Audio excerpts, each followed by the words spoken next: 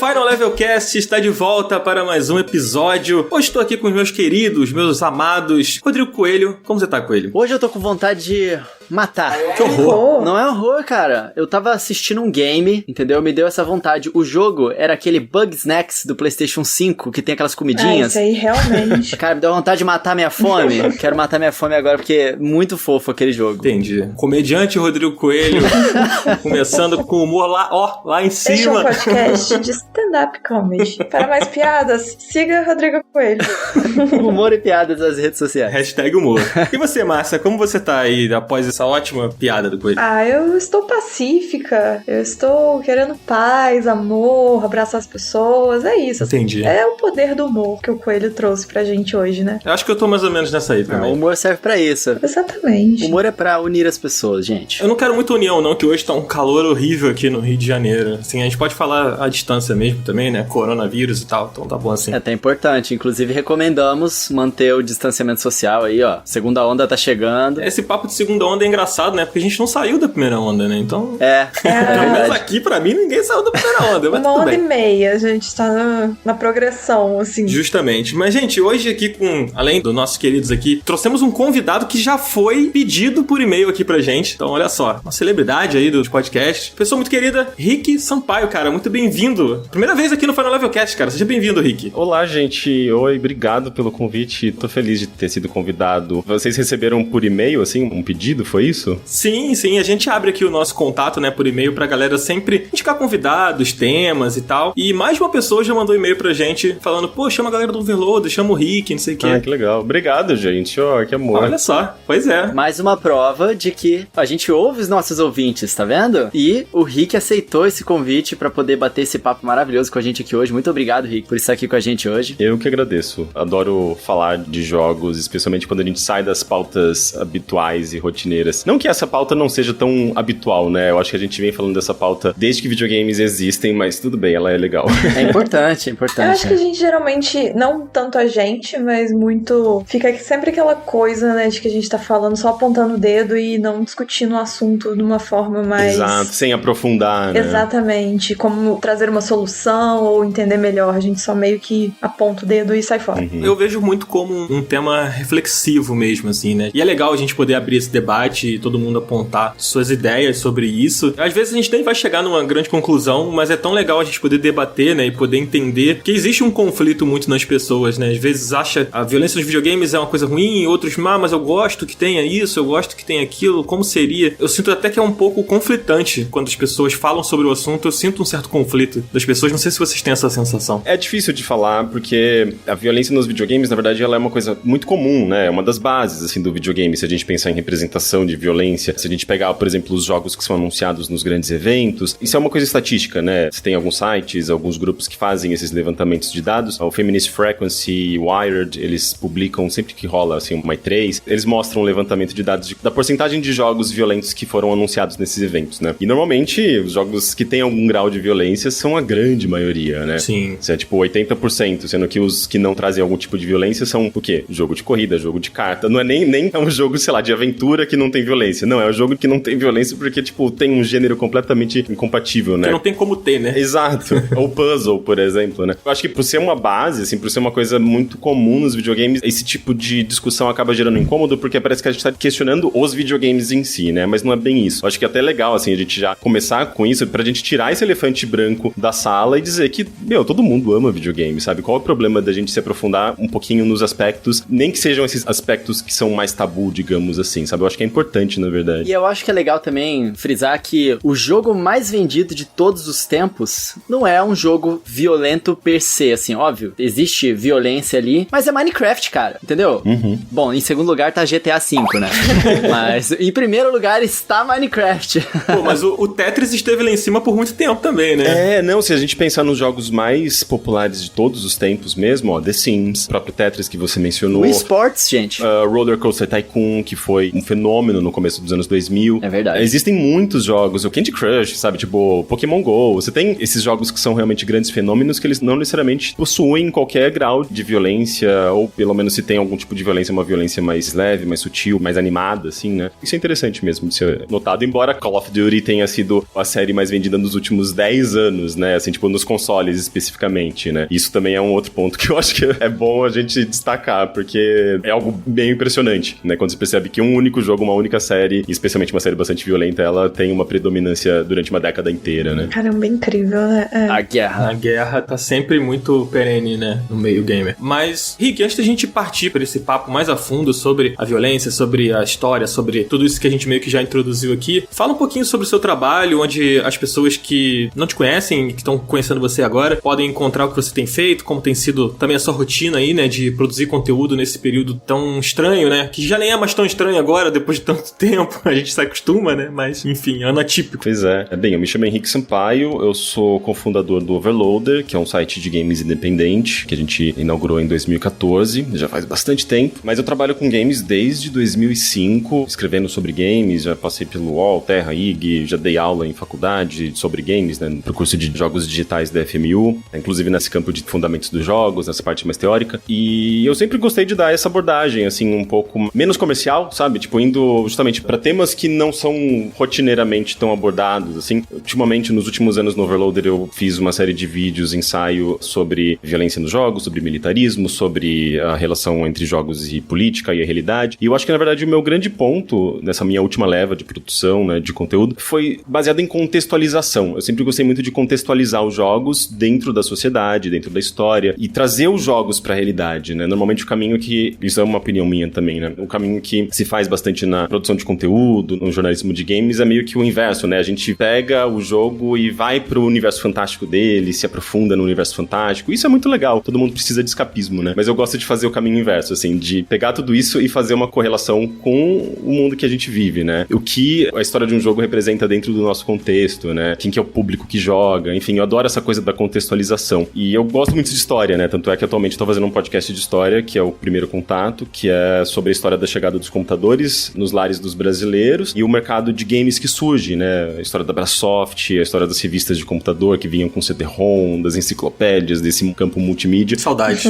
Pois é. E tudo isso focado no Brasil, da crise econômica do final dos anos 80, da hiperinflação, do Collor, do liberalismo, né? Da abertura de mercado. Então eu adoro fazer essas contextualizações e esse podcast eu acho que ele é o meu maior trabalho, assim. Eu tô há 1 ano produzindo ele, tem mais de 40 entrevistas, assim, é um negócio bem grande. Tá dando bastante trabalho, mas tá sendo muito prazeroso de fazer também. E é basicamente essa a minha quarentena, assim, produzir esse podcast. Bem legal, eu já tava sabendo do Primeiro Contato, tô ansioso por esse lançamento aí. Você vem fazendo lives também, né? Experimentando alguns desses jogos dessa época e Exato, tal. É mais como um complemento mesmo, né? E até pra já ir puxando também um pouco do interesse do público pra esse podcast, que é um podcast documental, narrativo, né? Que tem um formato um pouco diferente do convencional, assim. Mas sim, toda quarta-feira às 10 horas eu entro lá na Twitch do Overloader e faço uma live, geralmente resgatando esses jogos, essas versões brasileiras de jogos de PC dos anos 90, né? Coisas como, sei lá, os jogos da Brasoft, Warcraft 2, Alone in the Dark 3, jogos que têm dublagens maravilhosas, jogos que têm dublagens horrorosas.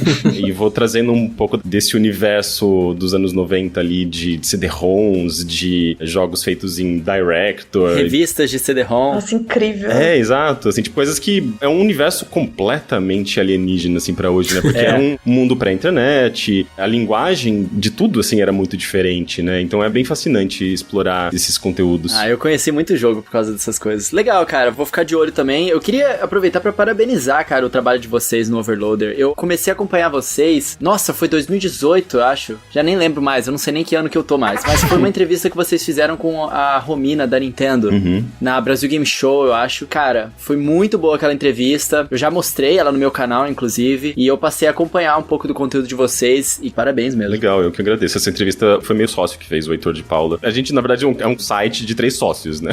A gente tem também a nossa colaboração do Guilherme, o Ghost, que participa também com o Heitor num podcast semanal de notícias, mas em geral somos nós, eu, Heitor Teixeira, e a gente vai produzindo as coisas lá e é isso. Bacana, bacana. Então fica aí, gente, a indicação pra vocês ficarem de olho no Overloader também aí nos conteúdos que o Rick vem fazendo por lá. Bom, a gente não pode deixar também de convidar os nossos ouvintes pro nosso grupo do Telegram, né não, Márcia? Já tá rolando lá 1000 por hora, né? Exatamente. O nosso grupo está lá super movimentado. Eu tenho um tempinho tempinho que eu não entro lá, que eu tô muito ocupada esses dias, vou confessar. Mas todas as vezes que eu entrei lá, sempre tinha muitas mensagens, a galera conversa muito lá e assuntos muito diversos, eu acho isso muito legal, e informação e tal, e que eu gosto sempre das nossas figurinhas. Muito bom. Galera posta promoção, é demais mesmo. Eu acho uma comunidade super legal que a gente tá fazendo lá no Telegram. Sim, então, gente, não deixa de entrar, o link tá sempre na descrição aqui do episódio, é só você dar uma olhada lá que tem o link de acesso pro nosso grupo. Então, entra lá. E, gente, hoje a gente não vai fazer o nosso tradicional minigame aqui, né, que costuma rolar, vocês já estão acostumados, a galera até pede quando não rola, né? O pessoal gosta de me ver sofrer, Dan, é isso. É verdade, o pessoal quer ver o coelho perdendo, né? Apesar do coelho insistir que ele é sempre o vencedor. É uma graça dessa pandemia, ver o coelho perdendo, infelizmente, hoje. Um dia eles vão ver, eu estou invicto por enquanto. Exatamente, é isso aí. Se você acredita, o que importa é o que você acredita, né? Que tá na sua cabeça, no seu coração. Mas então, a gente não vai fazer nosso minigame hoje, mas apesar disso, nós estamos aqui, todos munidos do nosso maravilhoso podcast da HyperX, que deixa nossas vozes, assim, extremamente aveludadas. Acho que o Rick deve ter percebido que a nossa voz tá muito aveludada, né? Então é por isso aí. É isso aí, cara. Eu tô muito feliz porque estou agora num setup aqui que eu consigo usar mais ele nas minhas gravações. O pessoal repara, né, nessa diferença. E no ano passado, eu sei que ao fim do ano, muita gente aproveitou as promoções pra poder pegar também. Esse microfone é realmente muito bom mesmo. Oi, gente. Aqui é a Márcia do Futuro. E vocês devem ter percebido que no passado desse episódio, a minha voz até o momento não esteve muito aveludada. E infelizmente ela vai continuar nem um pouco aveludada até o final, porque eu tive uma pequena desatenção na hora de selecionar o microfone. E eu cliquei OK, sem ver que eu não tinha selecionado o maravilhoso podcast da HyperX. Então você pode ver que agora minha voz está aveludada como habitual, mas no decorrer do episódio ela não vai estar, então eu peço mil desculpas por arranhar um pouco o ouvido de vocês dessa vez. Eu prometo que isso nunca mais vai acontecer. Não prometo com tanta força, porque às vezes eu cometo esse erro. Mas aprecie o episódio e eu vou voltar pro futuro agora, porque a gente já tem carros voando e é muito incrível.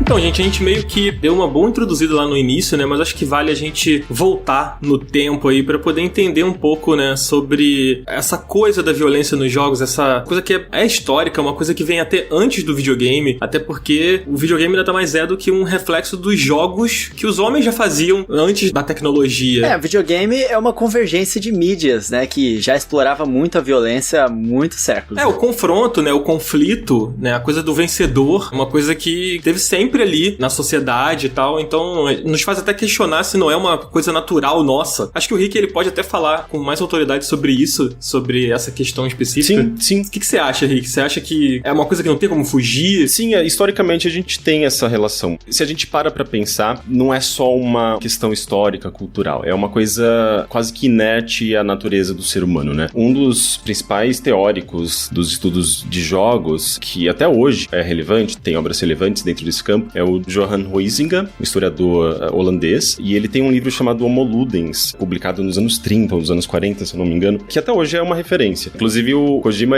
o nome da empresa atual dele é super uma referência a esse livro, né? Ah, tá aí. Eu ouvi o nome e tocou um sininho aqui na cabeça. Exatamente, né? E o Homo Ludens, nesse livro, né, o Huizinga, ele fala sobre como a natureza lúdica é uma coisa instintiva ao ser humano, assim. Na verdade, não só o ser humano, mas também animais, especialmente mamíferos. A gente tem um instinto de brincadeira. Quando a gente é criança, ou mesmo filhotinhos de cachorro, de gato, de mamíferos em especial, você brinca, você cria situações. As crianças brincam de correr, de pegar, e é um instinto natural, até pra você colocar em prática habilidades que vão ser importantes pra você lá na frente. Talvez dentro do nosso contexto atual isso não funciona tão bem porque a gente não precisa fugir e sobreviver no meio de um ambiente selvagem, mas os nossos antepassados precisaram disso, né? Uhum. Então esse instinto lúdico, ele acabava sendo importante pra garantir a sobrevivência da espécie no futuro. E isso pensando dentro da perspectiva humana, né? Mas na perspectiva animal, isso continua sendo válido, né? Animais selvagens, eles precisam disso, né? Os animais filhotinhos, eles brincam, eles colocam em prática esses instintos pra, sabe, correr, pular, brincar, aquela coisa bem da brincadeira mesmo. Brincar de lutinha, né? Brincar de lutinha, exatamente. Gente, crianças. Exato. Mesmo a brincadeira de polícia e ladrão, sabe? É meio que você coloca em prática não apenas habilidades habilidades motoras, mas também você coloca em prática habilidades que se encaixam dentro de um contexto hierárquico, você tem um jogo de poder, você tá treinando uma série de coisas que vão te encaixar dentro de um grupo e vão garantir uma sobrevivência ou vão melhorar certas habilidades que são importantes pro seu sucesso naquele contexto. Isso é dentro de um campo de brincadeira, um campo lúdico. E a brincadeira em si, ela é uma coisa, digamos, instintiva, uma coisa que vem de baixo pra cima. Quando a gente pensa em jogo, a gente tá pensando já na formalização dessa brincadeira. A gente pega esse instinto lúdico, essa coisa do faz de conta, de testar habilidades e tudo mais, e coloca dentro de um contexto mais lógico, né? Porque aí você tem regras, as pessoas elas vão ter que participar dentro das mesmas regras, elas vão estar participando, digamos, num campo de igualdade, porque elas precisam respeitar as mesmas regras, supostamente rolaria um matchmaking, então vai tentar participar junto com pessoas que têm mais ou menos o mesmo nível que você. Dessa forma você acaba formalizando esse instinto, né? Essa coisa que já é muito natural da espécie humana e dos mamíferos, especialmente. Então o jogo nada mais é do que uma construção em cima disso, né? Uma construção social, uma construção humana em cima de uma coisa instintiva. Aí você já começa a entender porque o jogo ele já tem essa coisa da divisão de quem é melhor, sabe? Porque já começa a entrar num contexto já de competição, de uma disputa, de um conflito mesmo que seja um conflito artificial, né? Porque é um faz de conta, então é uma luta, mas se as pessoas estão dentro de regras, então elas têm que lutar de maneira justa, né? Não é uma briga. O perdedor, ele não vai sair necessariamente humilhado ou, sei lá, machucado. Bem, depende também do esporte, né? Mas a gente pensando dentro desse contexto artificial, existe uma coisa de um certo respeito. Eu acho que é espírito desportivo que eles falam. Espírito esportivo, eu acho que é isso, né? Você tratar seu oponente com respeito, sabe? Sem necessariamente querer humilhá-lo, né? Dentro do jogo, etc. É uma coisa que você vê nesses esportes que são como, sei lá, UFC, boxe, né? Que tem aquela coisa do cumprimento antes de começar a luta, e até mesmo quando a luta acaba, os caras se abraçam, se cumprimentam, mas quando começa a disputa, quando começa a competição, é soco na cara, é chute na cara.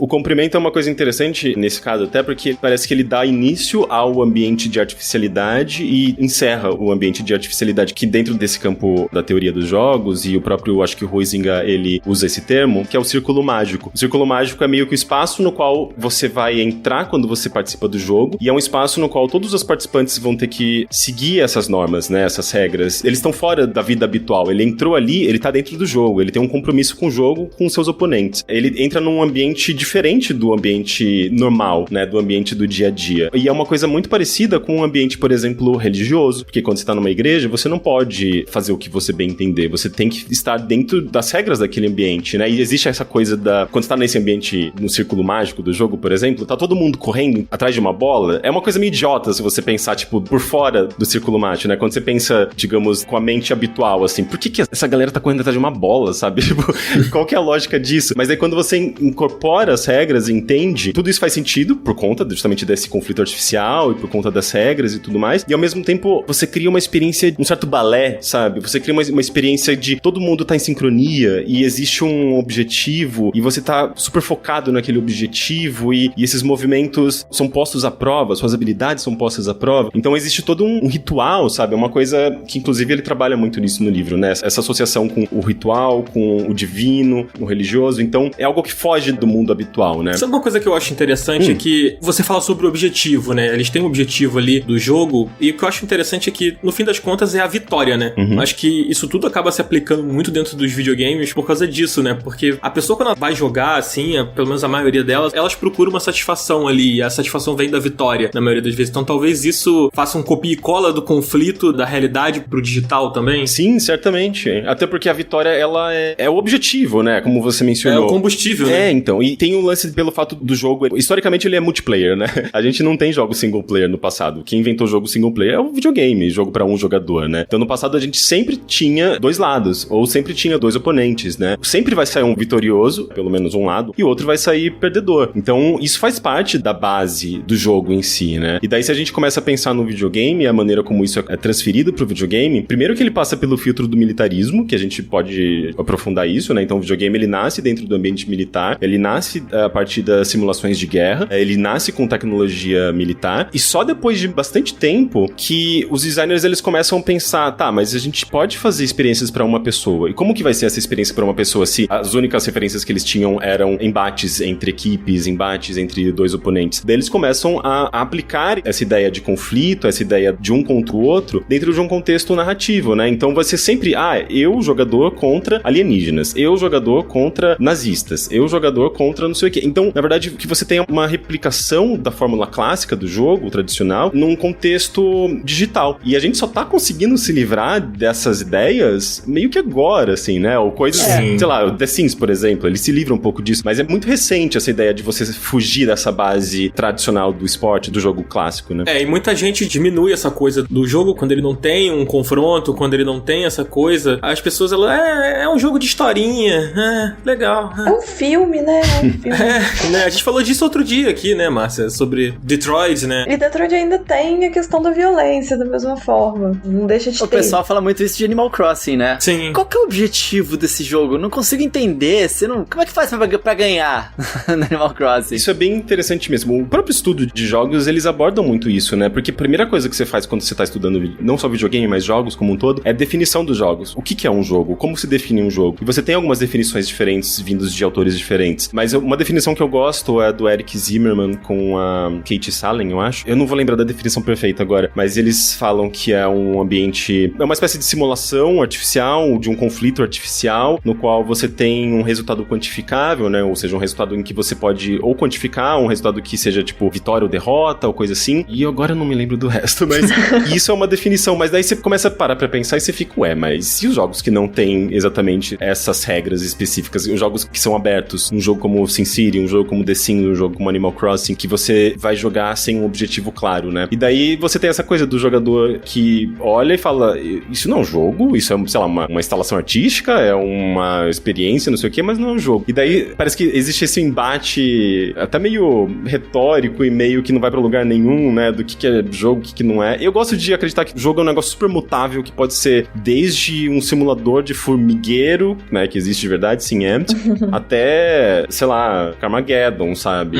De você sair atropelando pedestres dentro de um contexto de corrida. E ganha pontos, né? Por atropelar os pedestres. Exato. Ou mesmo coisas assim, como aquele jogo Everything, que saiu há pouco tempo, que é um jogo super filosófico, né? Sim. E era maravilhoso. As minhas experiências favoritas em videogames são os jogos que fogem das mecânicas tradicionais. Nossa, com certeza. E que te surpreendem e que mostram pra você uma possibilidade nova dessa linguagem, né? É porque a gente já tá muito acostumado. Eu sinto que chegou uma época, assim, os primeiros jogos mais comerciais, né? Eu vou falar de onde eu comecei, né? Eu comecei lá do Super Nintendo e tal. A gente tinha, né, Mario e tal, tinha ali a questão da violência, sempre tá ali, porque você matava um monte de bichinho, não tem jeito. Mas ela ainda era uma coisa mais sutil e mais colorida e etc. Mas a gente chegou num ponto, acho que a partir do PlayStation 1 e aí daí pra frente, assim, até agora, as grandes produções mesmo são só jogos de tiro e, aliás, eu acho que não tem nenhuma grande produção que não tem um tiro. Então, meio que a gente, enquanto consumidor e também a indústria, eu sinto que ficou meio que mal acostumada de sempre ser esse tipo de coisa, da gente não conseguir nem ver muito outras formas de um jogo ser. Tanto que quando a gente se depara, eu viro e mexe, eu vejo algum jogo anunciando e eu não presto muita atenção, e aí quando eu vejo que não é do jeito que eu tava achando, eu fico um pouco surpresa. Então a gente tá muito acostumado com todos os jogos serem assim. E isso pra mim, assim, chega numa hora que... Satura, né? Satura. E aí você fala assim,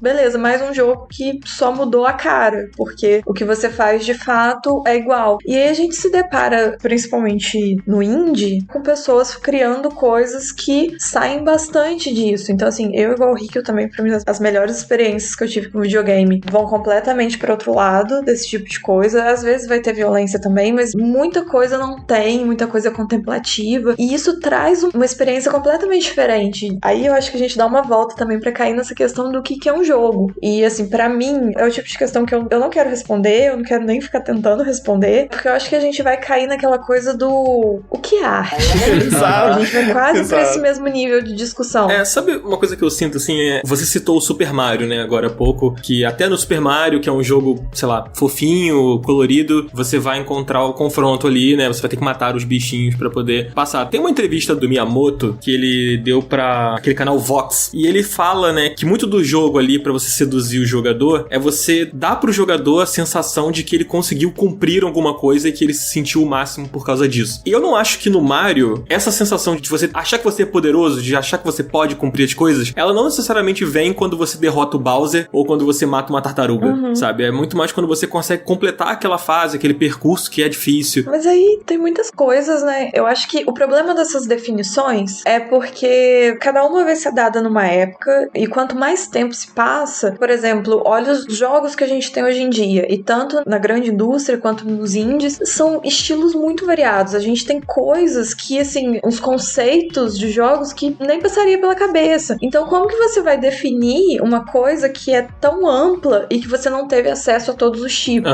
E aí vai acabar que você vai dar uma definição para um grupo pequeno. Então, igual esse exemplo que você tá falando, é algo que vai te trazer uma sensação de ser super poderoso, etc. Mas quais são os critérios ali? Não é necessariamente pisar no bichinho, então é outra coisa. Então, assim, e nem tanto se sentir super poderoso, né? Recentemente eu joguei aquele The Witness, sabe? O Jonathan Blow. É do criador do Braid. Isso. Eu fiquei fissurada nisso, eu assistia palestra o dia inteiro, eu fiquei uma semana só assistindo palestra depois que eu zerei esse jogo. Eu nunca tinha jogado, ele é um jogo de 2016, 2017? Acho que é 2016. 2016. Eu nunca tinha jogado, assim, eu já tinha comprado ele e não tinha jogado ainda. E aí eu decidi jogar, assim, porque eu queria jogar uma parada diferente. E, cara, ele é um jogo que quando você consegue cumprir as coisas que ele coloca ali, né? Porque ele é um jogo de quebra-cabeças, né? Um super puzzle ali. E, cara, quando você consegue cumprir as coisas e as coisas vão acontecendo ali, sabe? Eu tenho essa sensação de, putz, eu consegui resolver um negócio maneiro aqui agora, sabe? E, amigo, esse jogo, esse em específico, teve alguns jogos que eu joguei que saíram completamente dessa coisa de violência, tipo The Witness mesmo tem zero, você só anda e quebra a cabeça, literalmente, às vezes dá vontade de bater a cabeça na parede com alguns puzzles. Mas esse jogo, ele trouxe pra mim tanto a experiência de jogar e completar os puzzles e me sentir de tal forma pelos puzzles, mas a mensagem que ele passa também me trouxe uma outra coisa. Vai além da satisfação do jogo em si.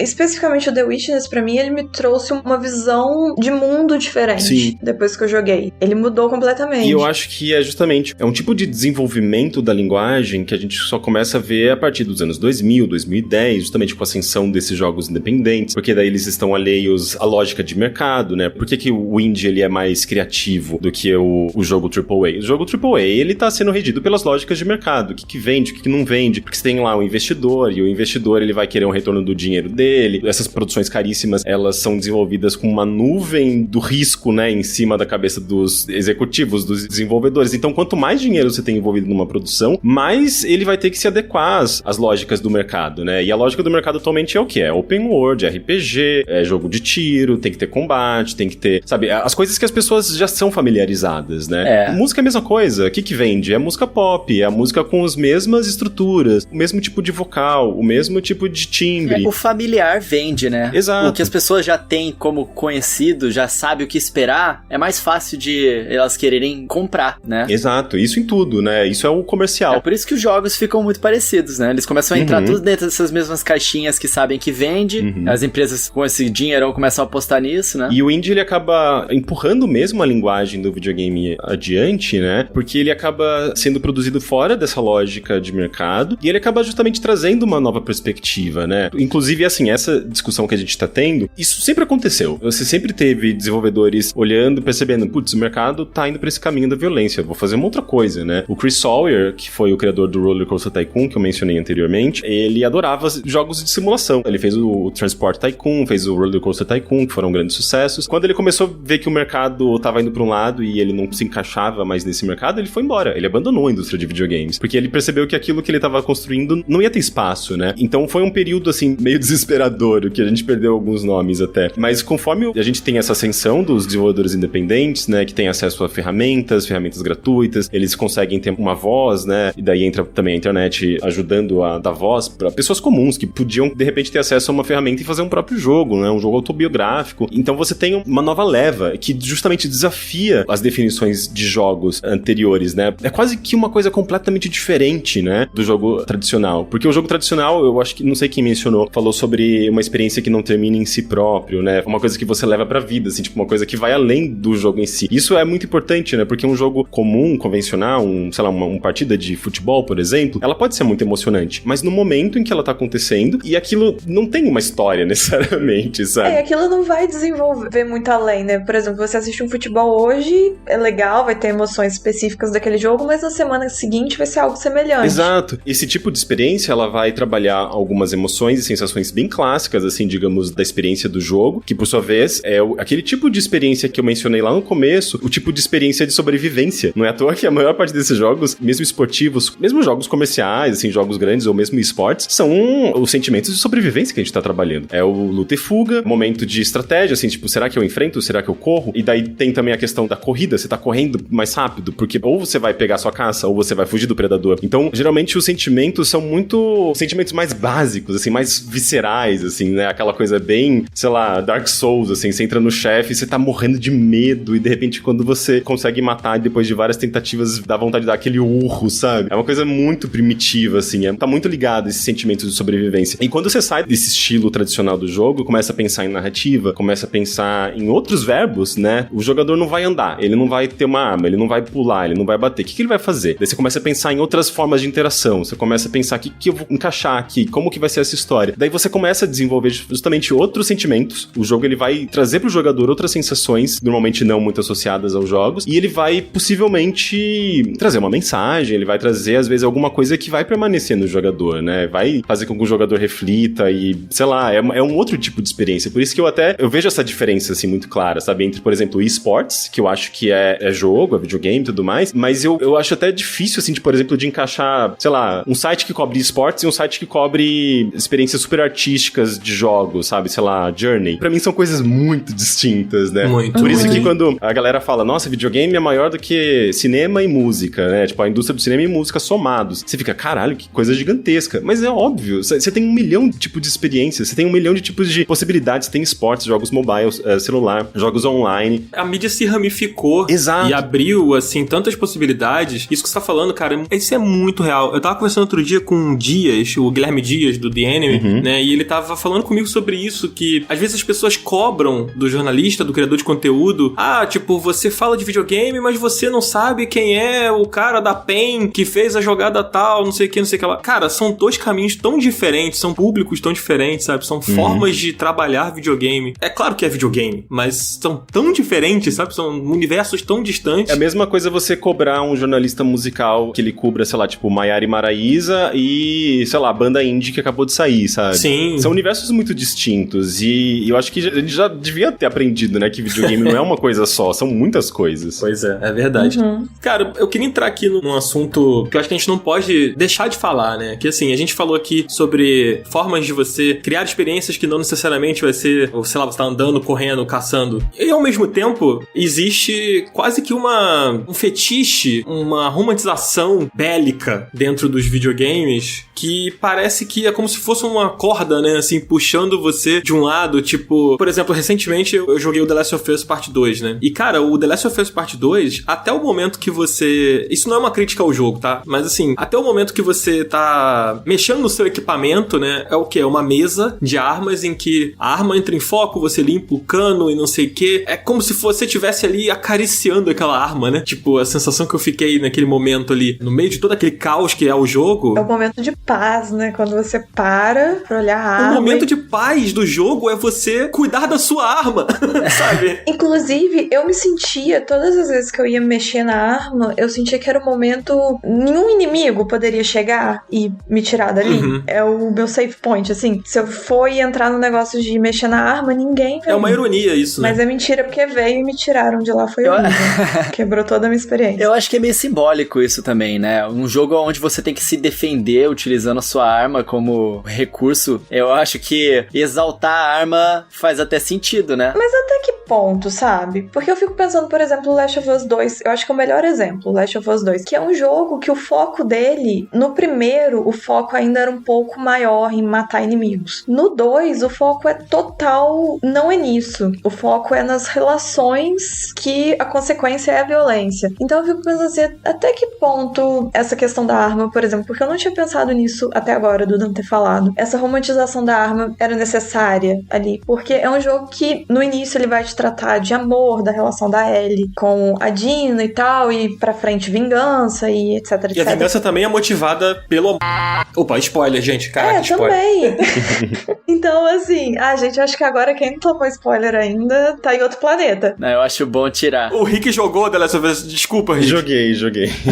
Tá bom. Mas eu acho que é um jogo que ele é tão focado em outras coisas. Assim, eu acho que como é uma continuação, não teria como a gente tirar essa parte dele de matar zumbi, etc. mas o foco da história do 2 é tão na história e nos sentimentos e em coisas que não tem a ver necessariamente com pegar uma arma e matar um inimigo, que eu fico pensando, precisava dessa romantização toda? Porque assim, se você pensar até no tempo que você gasta fazendo ações dentro do jogo, né? Eu acho que minha experiência de jogo deve ter tido umas 30 horas. Eu meio que achei um pouco longo demais, assim, pra mim poderia ter metade disso. Dessas 30 horas, eu acho que eu passei pelo menos umas 20 horas no jogo de gato e rato, né? Tipo, eu tô aqui escondido, agora eu vou cortar o pescoço desse aqui, agora eu vou matar esse aqui, agora eu vou desviar esse aqui. É meio que a mesma experiência na maior parte do tempo, né? Na verdade, sim, eu acho que a história toda tem uma profundidade e tudo mais, mas é uma história sobre violência e sobre poder. Existe um jogo de poder, uma dinâmica de poder entre os personagens. E a arma, ela é meio indissociável. É o maior símbolo de poder que existe na nossa sociedade, né? Ela acaba com a vida de uma pessoa. A arma, ela serve pra você aniquilar o seu oponente. Então, se tem uma coisa, assim, que o ser humano construiu que é capaz de dar a ele poder que ele vislumbra, é a arma, né? A arma de fogo, né? É a maior personificação, né, do poder. Pois é, eu acho que isso tá muito associado a essa coisa que toda que a gente tem falado sobre sobrevivência, sobre... A figura super poderosa também. É, então, porque se o jogo, ele é baseado muito... O conceito de jogo, né, a própria construção histórica do jogo, ela é muito baseada nessa coisa instintiva de você treinar suas habilidades pra sobrevivência. A arma de fogo, dentro desse contexto, ela é o suprassumo da sobrevivência, né? Não apenas arma de fogo, na verdade, né? É tão difícil você ver um conceito de um personagem, sei lá, um protagonista de um jogo, por exemplo, que ele seja um personagem, vamos dizer assim, irado, poderoso, aquele que você quer estar na pele dele, que ele não tem uma arma atrelada a ele. Sei lá, o Cloud, por exemplo, do Final Fantasy com a Buster Sword, sabe? Ou os personagens do Gears of War, que tem aquelas armas robustas, sabe? Acho que até na hora de pensar no personagem, você tem que pensar na arma dele, sabe? Eu acho que não precisa nem ir tão longe desse conceito. Assim, esses exemplos que você trouxe é meio que o extremo. Mas eu fico pensando, por exemplo, alguns jogos que a proposta e o gameplay, pra mim, elas têm, tipo, um divisor, assim. Por exemplo, o Control. Claro que a gente agora que sabe como o jogo funciona e tal, faz sentido. Mas eu fico pensando assim,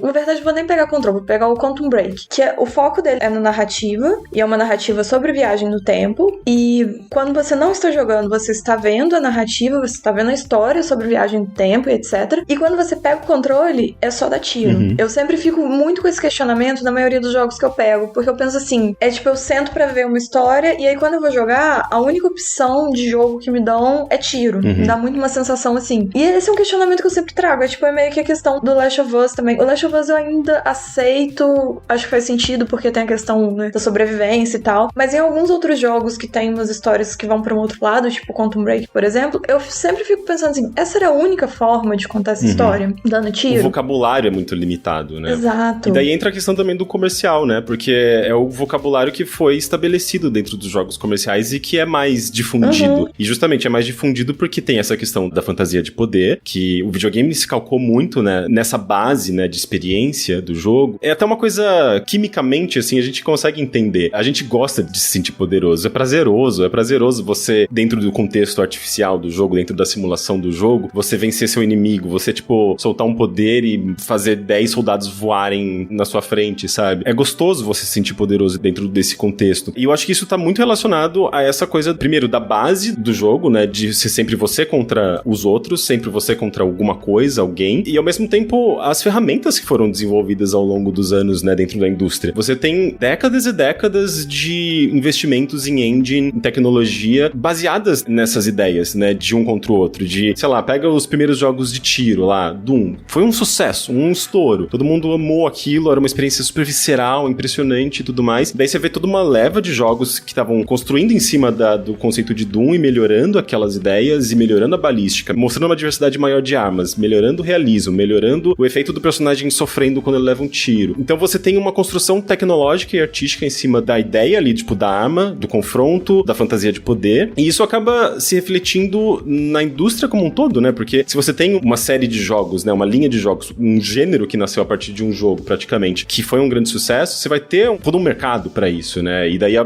tecnologia acaba se guiando por isso. Então você tem, inclusive, sei lá, já nos anos 2000, a gente começa a ver a câmera que persegue a bala e penetra no crânio do personagem. Inclusive, tem um podcast recentemente, eu acho que do Holodeck, Regras do Jogo, eles fizeram também recentemente, né, em novembro, eles fizeram uma discussão sobre isso, associando até necropolítica com violência, com headshot, né, tiro na cabeça, e fazendo uma ponte, né, entre essas coisas. coisas que a gente vê, assim, tipo, da nossa realidade no Brasil, por exemplo, onde pessoas pobres e pessoas negras morrem, sabe, às vezes por violência cometida pela polícia. Então eles fazem umas associações entre esses temas que é bem interessante. E faz muito sentido, né, porque o mercado de videogames, ele acabou sendo guiado por essas ideias. Eu, particularmente, eu fico olhando até de fora, porque eu não participo muito do cenário de esportes, mas eu fico um pouco incomodado, por exemplo, de ver que headshot, por exemplo, nos jogos de tiro, é uma coisa, assim, super convencional, sabe? É o ápice, né?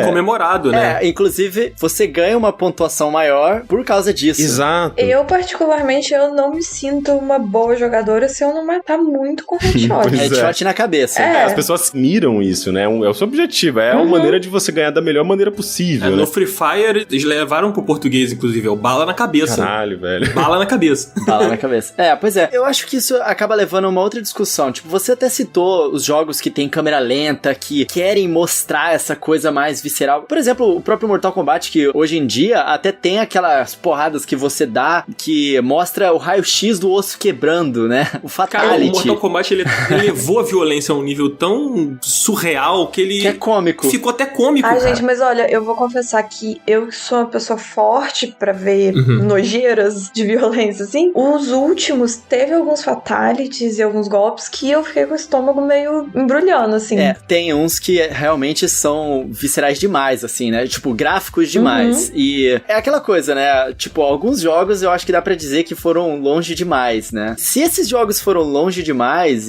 ou melhor, o limite é cada um que vai se estabelecer. Não tem como botar uma regra, assim, pra dizer, não, esse aqui foi longe demais, esse aqui não. A questão é, se isso existe na indústria dos games tão amplamente, e se a indústria dos games cultiva isso porque ela nasceu no meio militar, né? Como o próprio Rick tava falando, a tecnologia que gerou os videogames veio da tecnologia militar. O questionamento que vem é tudo bem matar nos games? Porque na vida real, obviamente, isso aqui é uma outra questão completa, mas até que ponto você ser incentivado a dar o headshot, usar essa coisa visceral da violência como um ponto de venda que vai gerar mais interesse nas pessoas, e você incentivar essa questão da violência impacta na vida real, sabe? Até que ponto isso tem a ver com as mídias que a gente consome, sabe? É tudo bem matar nos videogames, ou a gente deve almejar jogos mais pacíficos? É meio complicada essa discussão, né? Caramba, isso daí dá um TCC, né? Dá uma tese. Não, mas dá mesmo. Essa discussão é muito boa. Não, pior que dá real. Porque existem argumentos, e eu acho que até que válidos às vezes, de que o jogo ele é uma fantasia, né? Ele tá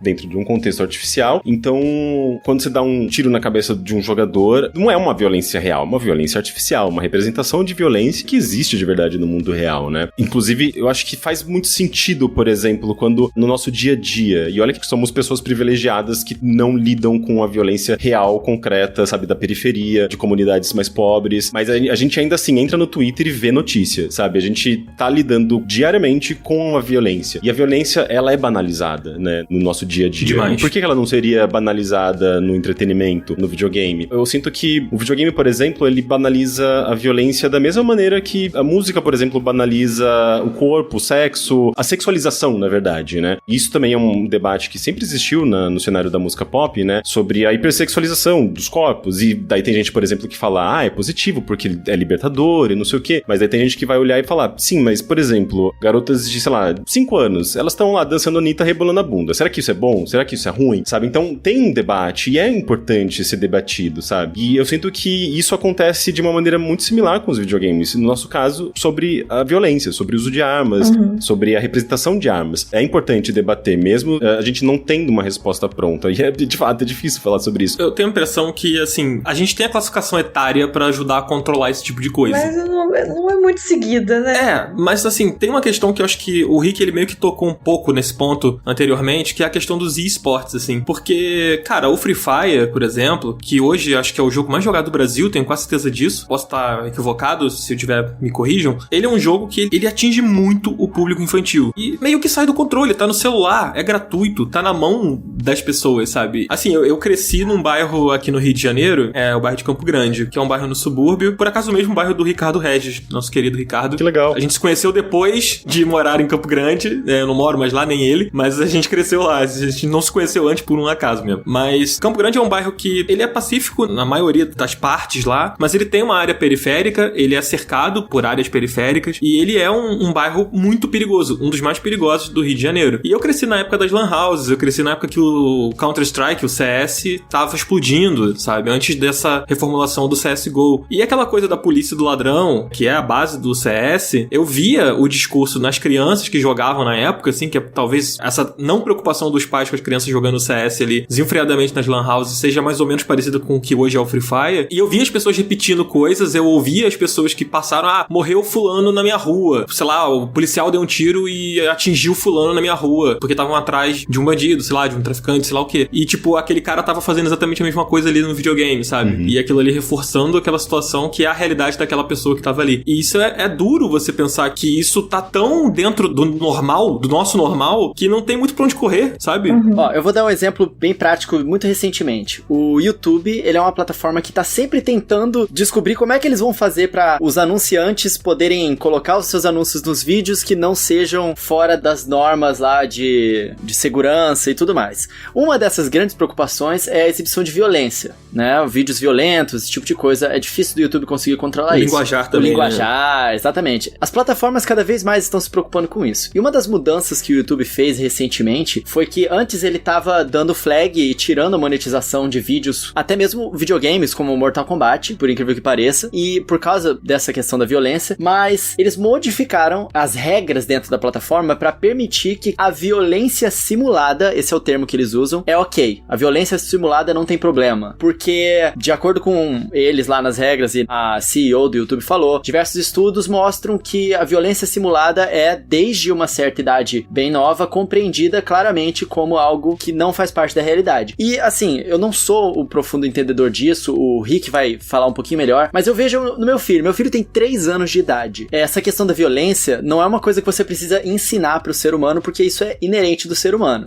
Você precisa ensinar a não fazer violência, né? Porque bater, eles aprendem sozinhos. E eles aprendem também sozinhos a brincar. Essa questão da brincadeira é a violência simulada. Então, nos videogames, você vê um vídeo sobre isso, se a pessoa tiver com a psique normal, assim, nenhum distúrbio que faça ela entender mal a realidade, a violência simulada, ela tecnicamente não causa problemas, né? Mesmo em idades mais novas. Eu não sei até que ponto isso. Esse assunto, ele entra num limiar aí, que é aquela coisa do videogame gerar violência, que é um outro assunto, talvez para um outro podcast, que a gente poderia falar muito sobre isso, que aconteceu, por exemplo, quando houve aquela situação terrível em Suzano, né? Que o Mourão, hoje vice-presidente, falou que era culpa do videogame, né? Culpou o videogame. Teve o caso do Duke Nukem, lá atrás, nos anos 90, acho que o Rick talvez se lembre disso melhor do que eu até. Sim, sim. Na verdade, todas essas histórias, a mídia em geral, e daí, obviamente, também alguns lados que têm seus próprios interesses acabam usando o videogame como um ótimo bode expiatório, né? Porque aconteceu uma vez lá atrás, nos Estados Unidos, na verdade, nos Estados Unidos acontece com muita frequência essa onda de massacres e tal, mas sempre rolou essa associação, e no caso dos Estados Unidos existe um interesse muito forte do próprio grupo que defende o uso de armas, defende a população se armar e ter arma em casa, então eles querem preservar os seus interesses e eles colocam a culpa no videogame, uma coisa externa, né? Porque é fácil culpar uma coisa externa. Exato. É uma coisa que não vai se defender sozinho. Não. Então eu acho que nesse caso aí é uma coisa mais complexa, porque daí envolve mídia, envolve propaganda, envolve interesses de outros grupos. Eu acho que a gente nem precisa entrar muito nessa zona. Se a gente ficar ali na questão do videogame causa violência, não, a longo prazo o videogame não causa violência. Existem diversos estudos sobre isso, né? O que o videogame ele pode causar? Ele causa uma agressão temporária. Ele pode deixar a pessoa mais agressiva enquanto ela tá jogando ou um pouco de tempo depois. Isso, a gente tem alguns estudos que comprovam isso. Justamente quando a gente tá pensando ali no, sei lá, no Dark Souls de novo, trazendo esse exemplo novamente, você pode ficar muito frustrado, você pode ficar irritado jogando aquele jogo, porque é um jogo muito difícil, ele tá colocando suas habilidades em prova. Então, se você não consegue completar uma missão que você tá tentando lá, você tá se esforçando e não tá rolando, você tá perdendo, você tá morrendo, tá sendo punido, um jogo super punitivo, você vai ficar puto. Ele vai te deixar nervoso porque ele tá mexendo quimicamente com você. E essa questão de como o videogame, ele mexe quimicamente com o jogador é importante, essa coisa neuroquímica, porque, como eu falei, né, o jogo, ele simula situações e o seu corpo, ele entende que aquilo é artificial, mas o seu corpo tá trabalhando de uma maneira como se o seu corpo estivesse dentro de um ambiente real, onde aquela coisa estivesse acontecendo de verdade. Então, embora seu cérebro entenda que aquela experiência é artificial e é um faz de conta, o seu corpo tá reagindo mais ou menos da maneira como ele reagiria no contexto real. Então, você vai sentir adrenalina, você vai ficar ofegante, você vai suar, e seu corpo tá reagindo, ele tá disparando neurotransmissores, ele tá disparando hormônios, então você pode ficar agressivo, sim, é normal. Mas isso não é exclusivo dos videogames também, né? Não é exclusivo dos videogames. Mas é que os videogames, eles têm essa coisa da experiência, né? Ele é uma simulação. Então, pela natureza simulatória do videogame, ele vai mexer, digamos, nos seus sentimentos, às vezes muito mais intensamente do que um livro, um filme e tudo mais, porque ele tá te colocando naquele ambiente. É uma experiência em primeira pessoa, em segunda pessoa, né? Porque você tá fazendo parte daquilo. É diferente das mídias passivas, né? Que você consome passivamente. Se bem que, sei lá, você entra no Twitter, você também vai ficar espumando de raiva, né? Dá pra gente fazer essa comparação. Então, ele pode causar, digamos, uma agressão temporária, mas isso não necessariamente se reflete em violência, né? Uma coisa que eu acho que, na verdade, é uma coisa que não é tão discutida, eu acredito, e que é mais, talvez, perigosa, é aquilo que a gente tava mencionando sobre glamorização de armas, né? Sim. Porque no passado, teve até um jornalista inglês, não sei se ele publicou na Eurogamer, não lembro o nome dele agora, já faz bastante tempo que ele publicou essa matéria, mas ele publicou uma matéria sobre como as empresas que estavam desenvolvendo na época o Medal of Honor e Call of Duty, no caso a EA e a Activision, elas faziam parcerias com fabricantes de armas pra colocar essas armas dentro do jogo, e eles falavam, né, o jornalista, ele conseguiu entrevistar pessoas, executivos dessas empresas, e ele conseguiu essa frase. É um executivo, eu não me lembro agora o nome da companhia também, é fabricante de armas. Eu me lembro dessa história que você tá falando. Foi uma polêmica com a EA esse negócio, né? Sim. Na época. Acho que é Greg Goodrich. Depois, eventualmente, eu posso dar uma checada. Mas o executivo da empresa falava, assim, pra gente, os jogadores atuais de Call of Duty, especialmente ele falava, acho que em relação a adolescentes, crianças, né? Serão os nossos próximos compradores, né? Serão os nossos futuros clientes.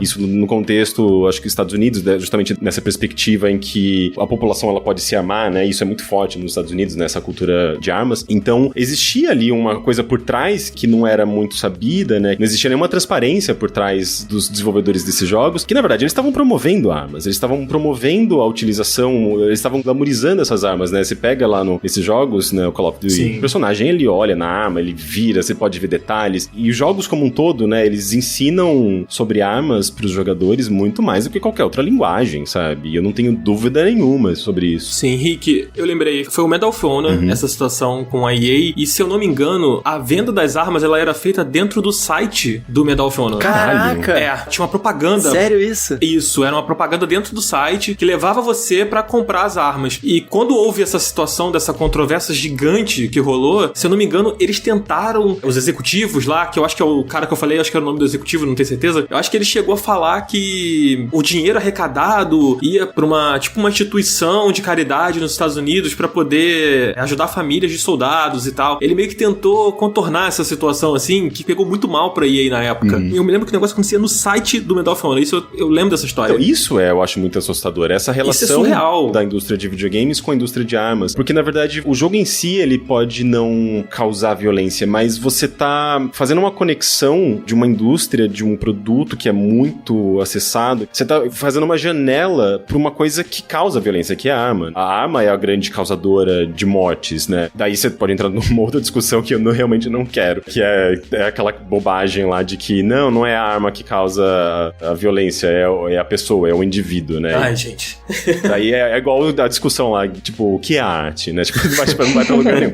Mas enfim, vamos considerar que a arma é o problema da coisa. E eu acho isso muito sério. Por isso que eu, olhando assim pra essa visão até de uma pessoa que convive com muitas pessoas que não jogam videogame, que não tá dentro do cenário de esportes e tudo mais, eu fico incomodado com jogos que têm como base os verbos violentos, que vêm da arma de fogo especialmente, né? Sei lá, mesmo quando são armas fantasiosas e tudo mais, mas acaba puxando pros mesmos verbos que uma pessoa que idolatra Call of Duty, ama as armas e tudo mais, tem uma conexão, sabe? No fim das contas, as coisas acabam simplesmente tendo roupagens diferentes, né? Mas a arma tá sempre ali presente. É incrível que os jogos, eles ensinaram as pessoas até sobre as armas, né? Porque eles passaram a ser tão detalhistas com essas coisas que as pessoas que jogam esses jogos com frequência, elas aprenderam o nome daquele tipo de arma, daquele silenciador, daquele tipo de granada. Você aprende sobre balística, né? Você pensa assim, tipo, agora eu tenho que matar aquele oponente que tá no telhado de uma casa, sei lá, tipo, a 20 metros de distância, eu vou usar uma sniper, tem um vento aqui, eu acho que eu vou atirar mais pra esse ângulo, porque o projeto vai fazer uma curvatura, não sei o que. Cara, isso é super militar, sabe? Aquela coisa de você ter que mirar um pouco pro alto, porque a bala faz uma curva. Nossa, é muito, muito militar mesmo. Então, a linguagem dos videogames, ela acaba sendo muito bélica, né? Sim. O videogame, ele nasceu das simulações de guerra, né? Inclusive, muito do que a gente tem hoje, sei lá, em Fire Emblem, mesmo Civilization, nesses jogos mais estratégicos, são construídos em cima do Kriegspiel, né? Que é justamente a base da simulação militar de guerra. Mesmo quando a gente pensa em primeira pessoa, a única coisa que você tá fazendo é invertendo ali a perspectiva perspectiva, né? Tanto é que o próprio computador, né, a tecnologia do computador digital, ele acaba surgindo muito por conta da necessidade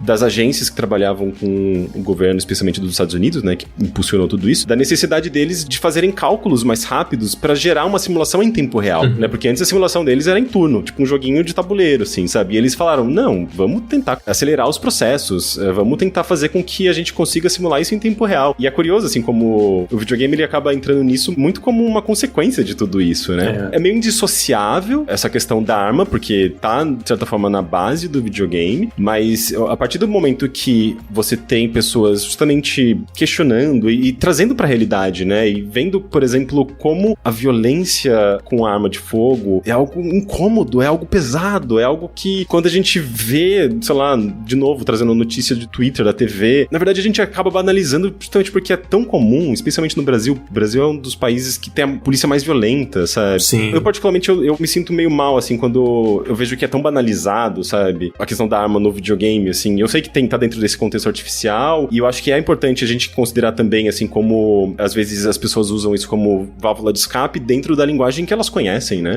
Mas é legal, acho que a gente pelo menos debater, sabe? Estar ciente dessa questão e ter isso em mente. Eu só quero puxar uma coisa que eu acho muito interessante uma vez que eu estava jogando um videogame violento, que, por sinal, eu gostei bastante, foi o Assassin's Creed 3. Ele tem uma passagem que eu acho bastante interessante, que é em um dos momentos que o jogo ele conta coisas históricas do mundo real. Eles estavam falando sobre as óperas que estavam começando a ser estabelecidas ali, e a sociedade estava culpando a violência na sociedade por causa da popularidade das óperas. Nossa. Que naquela época era justamente o meio principal de entretenimento das pessoas ali, né? E como ela estava se estabelecendo ali, junto com a sociedade que estava crescendo cada vez mais ali na América, as pessoas estavam começando a culpar a violência rampante por causa dos temas das óperas, que eram sempre relacionados à violência. Não é histórico, né? Eu acho que eles inventaram. Até porque a ópera nunca foi acessível pra grande população, né? A ópera sempre foi uma coisa das classes mais abastadas, né? Eu acho que, na verdade, talvez fosse uma brincadeira. Acho que é uma piada, assim. Uma piada com o próprio fato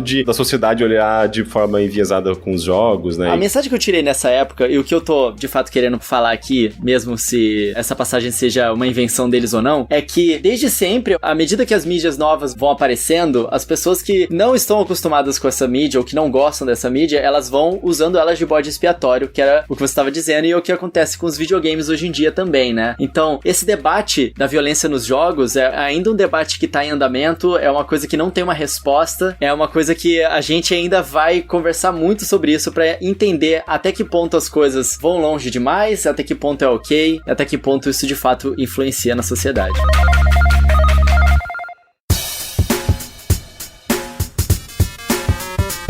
Cara, esse papo foi muito enriquecedor. Enriquecedor? Tô acostumado, desde a escola. Eu esperava essa do Coelho. Desculpa, gente. Desculpa, Coelho. O Dan tá aprendendo. Eu sei que você tava com essa anotada aí na manga, num cartãozinho. Você viu no roteiro.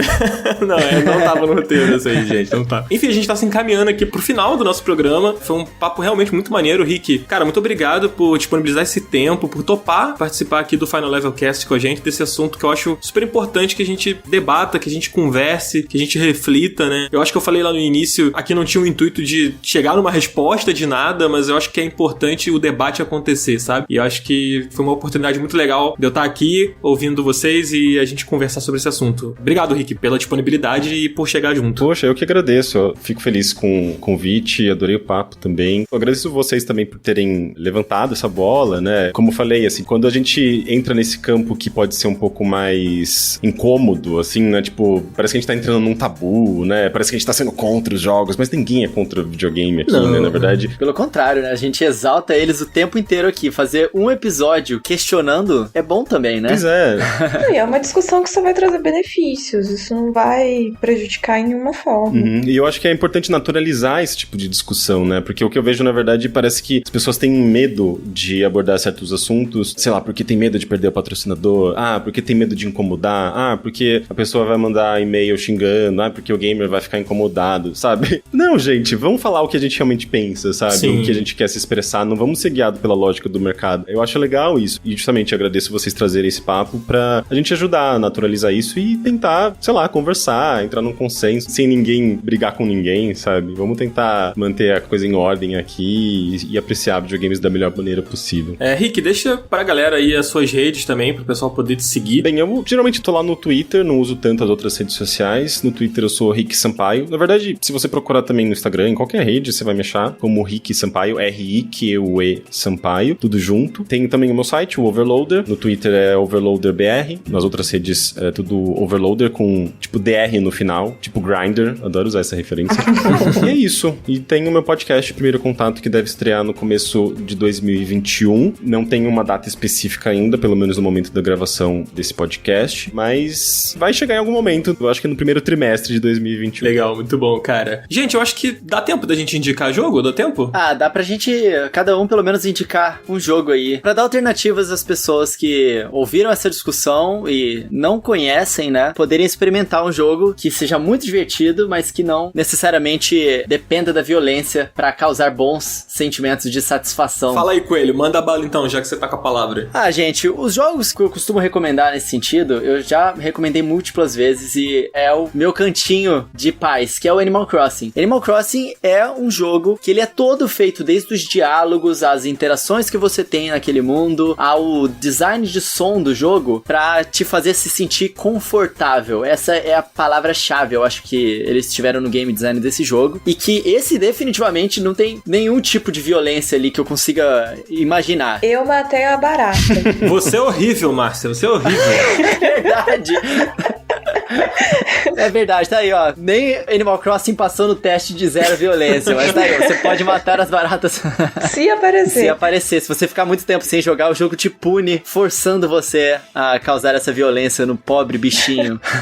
E você, Márcia? Eu vou indicar Gris. Eu acho que é o primeiro que vem na minha mente, que é um jogo zero violência mesmo. Você não provoca violência, você também não recebe violência, tirando talvez uma psicológica, mas aí é um outro nível. É um jogo muito contemplativo, mas ele ainda tem uns leves puzzles, uma plataformazinha. Eu acho ele muito divertidinho de jogar. É um jogo também bem pra relaxar, porque ele não é muito desafiador, e ele é lindo, e ele é contemplativo, e zero violência. Essa é a minha indicação. Rick. Um dos meus jogos favoritos desse ano, se não o favorito, é um jogo super curtinho, narrativo, chamado If Found, Se Encontrado, que é tipo como se fosse um diário, né? Se encontrado esse diário e entregar para a pessoa tal, que é justamente um jogo em que você apaga coisas num diário. Você encontrou um diário e você vai apagando todas as coisas que existem nele. Enquanto você vai apagando, você vai entendendo quem é a pessoa dona desse diário. E é uma história autobiográfica de uma pessoa que tá passando por um processo de transição na Inglaterra nos anos 90. Ele é super bem contextualizado. E ele fala justamente sobre a dificuldade de você sair do armário, de você lidar com os pais quando os pais não te entendem, do apoio que você encontra num grupo de amigos, sei lá, numa pista de dança, e da saudade que você tem das pessoas que você ama, né? Tipo, da sua família, porque você fugiu de casa. E é um jogo lindo. É um dos jogos mais bonitos que eu joguei nesse ano. É tipo aquele tipo de jogo que você desaba de chorar.